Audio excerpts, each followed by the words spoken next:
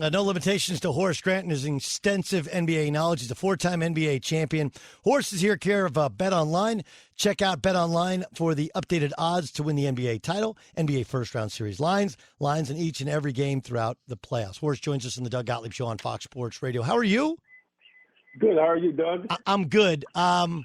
Okay, from the outside looking in, right? I thought last night was a huge win for the league. Even the first game, which – like San Antonio was a no-show the first quarter, but it became a very competitive game after that. To have the nightcap, having Steph against LeBron, and the winner was in the playoffs, I thought the play-in series became a win. Even though the first night were two bad games, I thought it was a win. As a guy who played and won 4 championships, where are you in the play-in tournament as of today? Doug, I am such a big fan of the play-in. I mean, just think about this. If there was no play-in, we would never gotten a chance to see Steph and LeBron put on a show like that last night. And just think about the next play-in, the 8th seed with Golden State and Memphis. Ja Morant and Steph going head-to-head.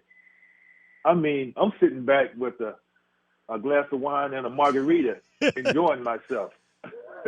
So I'm a big fan of it. Yeah, I'm a huge fan. Okay, how would you contextualize last night? Like, I felt like, again, I felt like, boy, the Lakers, they looked like a team that hadn't played together much in the first half. It was very, very disjointed, and it was their defense. Much like last year, that's what won them the title. Their defense got them back in it. But having won championships and played in these type of games, what were your thoughts on the Lakers last night?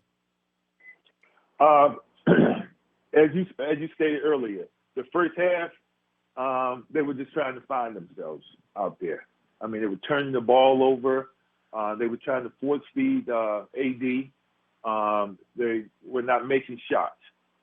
But in the second half, you saw the Lakers of last year in terms of the continuity, the feeding of AD when at the opportune time. And they start making shots. And LeBron, I mean, he's LeBron. Even on one leg or one eye, he's going to be LeBron. And, to my humble opinion, they're still the favorite, definitely to come out the West. Horace Grant's our guest in the Doug Gottlieb Show on Fox Sports Radio. Have you ever seen anything like Steph Curry? Not even when I had goggles on. I've never seen anything like him, man. Hey, let me tell you. I'm sitting there watching this young man do something that, he steps in the arena, he's ready to shoot the ball, and 9 out of 10 times it's going to go in. That shot he made at right before half, come on. No disrespect to guys in my era like Ray Allen, Reggie Miller, Mark Price. You can go on and on from great shooters. Craig Hodges. But I have never seen anyone shoot the ball like Steph Curry. So I got a friend I got several friends in the Lakers organization. I have one that's on the coaching staff, and he was talking about their pickup point, right? Like when you pick up the basketball. And now they have something called they call it the 4-point line, right? Where you go basically like 5 steps beyond the 3-point line. They're like, we need to pick him up beyond the 4-point line because he will come down. And sure, he made one from the S last night in Lakers at midcourt. Like, it is the game. Look, the turnovers obviously undid them, right? Rebounding, getting defensive stops, making free throws, making all that stuff, the curious foul calls, all that stuff is a lot like when you won NBA championships. But the range and the consistency of shot making and coaches allowing players to take those shots. Like, I was talking with Chris Mullin. He was like, look, I can make threes, but it just wasn't seen as a good shot. Now it's completely changed. What's that like for you to watch coaches and players embrace these type of shots?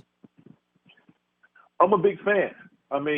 I love watching guys step over half court and shoot the ball, and it goes in.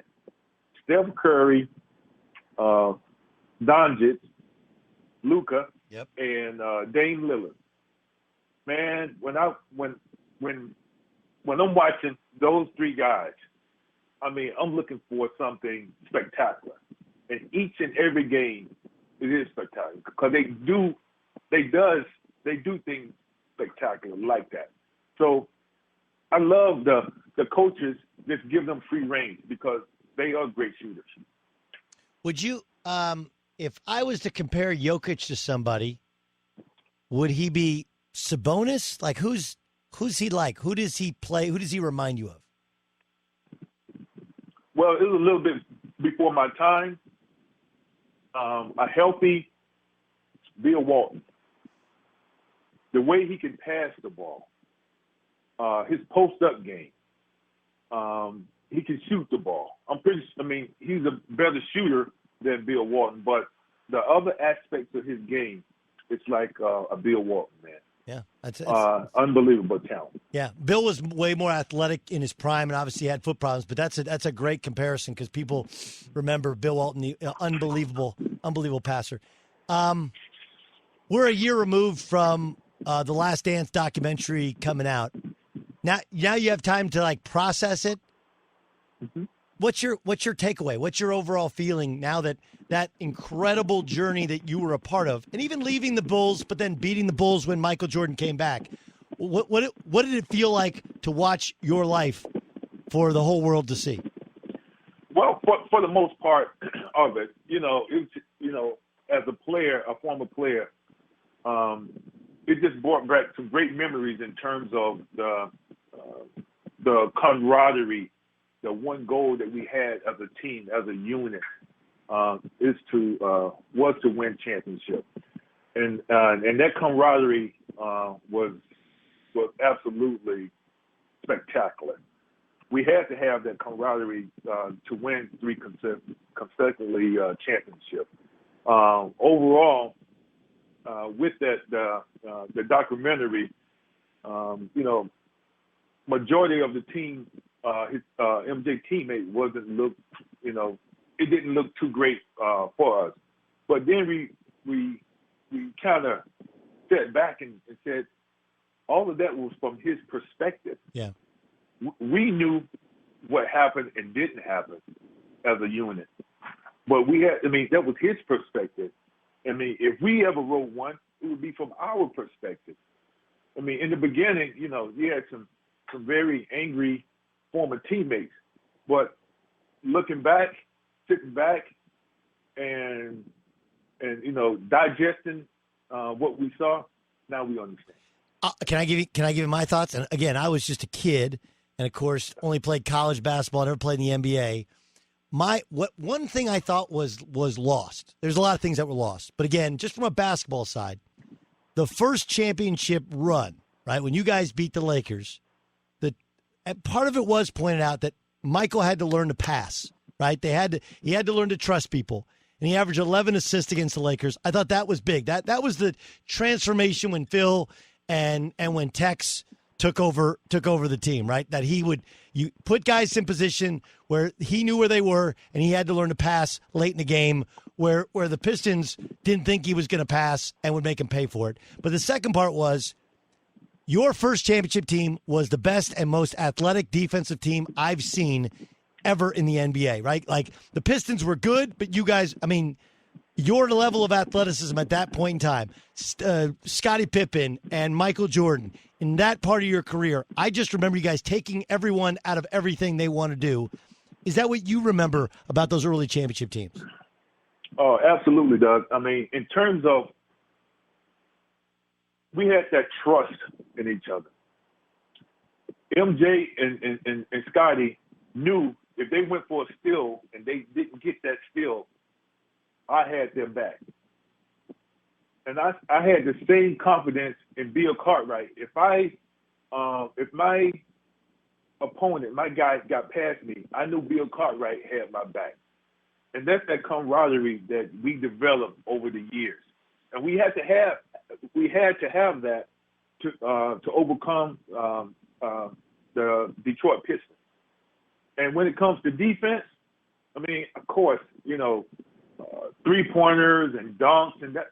The offense win games, but defense does win championships. Yep. So you mentioned the Lakers you still think they're the favorites. Do you think they come out of the West? Until you beat the champion, they're going to be the favorite. I think proven point, watching the game last night with Golden State and the Lakers. Their first half, man, the Lakers looked, pretty old, beat up, no chemistry.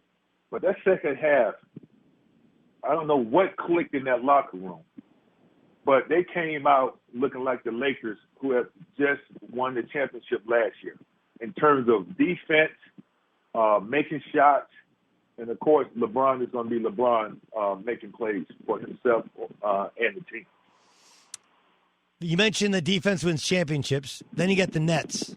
I mean, they just have so many dudes. They got 3 unbelievable offensive players. And then you got Joe Harris, who shot 47% from 3. But they're a very offensive-minded team. Then you got the Sixers. You got the Bucks, much more defensive-minded teams. Who do you like coming out of the East? Man, I mean, how can you pick against Brooklyn with all that firepower?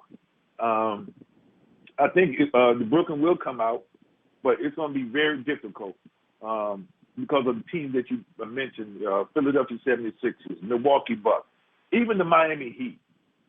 Those teams right there is going to give Brooklyn all the trouble they can because Brooklyn is not, of course, a defensive-minded team.